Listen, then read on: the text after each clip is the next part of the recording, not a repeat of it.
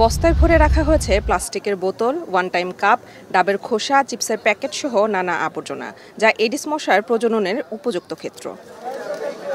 Dengue প্রতিরোধে Aedes মশা জন্ম নেয় এমন পরিত্যক্ত জিনিসপত্র জমা দিলে নগদ টাকা দেওয়ার কর্মসূচি হাতে নিয়েছে ঢাকা উত্তর সিটি কর্পোরেশন।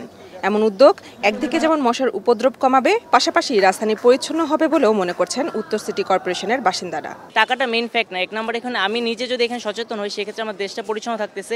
ময়লাগুলো সব জায়গা থেকে কালেক্ট করে ডেঙ্গু মশার প্রকোপটা অনেকটাই কমে যাবে, আমরা নিজেরাও সেফ থাকবো। যেখানে আমরা যে কালেক্ট করলাম ১,৫০০, এখানে যদি প্রত্যেকটা একটা করে মশাও জন্ম নেয় তাহলে এখানে একটা এলাকায় বলেন, একটা বাসায় বলেন, একটা 4টা মেম্বারকেও কিন্তু আক্রান্ত করতে পারে।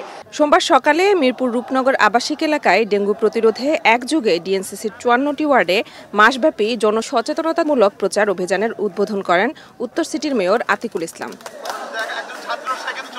অনুষ্ঠানে বিশেষজ্ঞরা ডেঙ্গু শনাক্তের জন্য প্রতিটি ওয়ার্ডে ডেঙ্গু পরীক্ষার পাশাপাশি প্রতিরোধ কমিটি গঠন এবং তদারকি বাড়ানোর পরামর্শ দেন।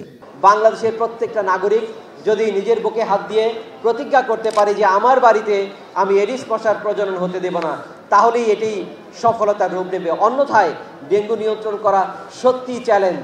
জনসম্পৃক্ততায় ডেঙ্গু নিয়ন্ত্রণ, এটা এখানে সম্ভব এবং এটা যদি আমরা এখানে বাস্তবায়ন করতে পারি, এখানকার সভাপতি, সাধারণ সম্পাদক, যারা এক্সিকিউটিভ সদস্য আছেন এবং সর্বোপরি এই এলাকার যারা জনসাধারণ আছেন, বিভিন্ন রাজনৈতিক দল আছে, সবাই মিলে আমরা যদি এই কাজটা করি এবং এই রূপনগরকে ২০২৪ সালে ডেঙ্গু নিয়ন্ত্রণ করে রাখতে পারি, সেই মডেলটা আমরা ঢাকা নর্থ সিটি কর্পোরেশন অন্যান্য জায়গায় নিতে পারবো এবং সারা বাংলাদেশে নিতে পারবো।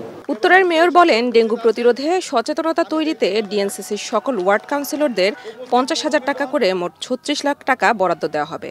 এছাড়া ডেঙ্গু জন্ম নিতে পারে এমন পরিত্যক্ত জিনিসপত্র কিনে নেবে সিটি কর্পোরেশন। এগুলা অত্র এলাকার মাননীয় আমাদের যারা কাউন্সিলর আছেন, কাউন্সিলরের কাছে জমা দিবেন, আপনারা ক্যাশ টাকা নিয়ে যাবেন। কাউন্সিলরের কাছে জমা দিবেন, ক্যাশ টাকা নিয়ে যাবেন, বাকিতে কিছু করার দরকার নাই। এছাড়া আগামী ২৭ তারিখ থেকে কোথাও এডিসের লার্ভা পাওয়া গেলে আইনগত ব্যবস্থা নিতে কঠোর হুঁশিয়ারি দেয় উত্তরের মেয়র।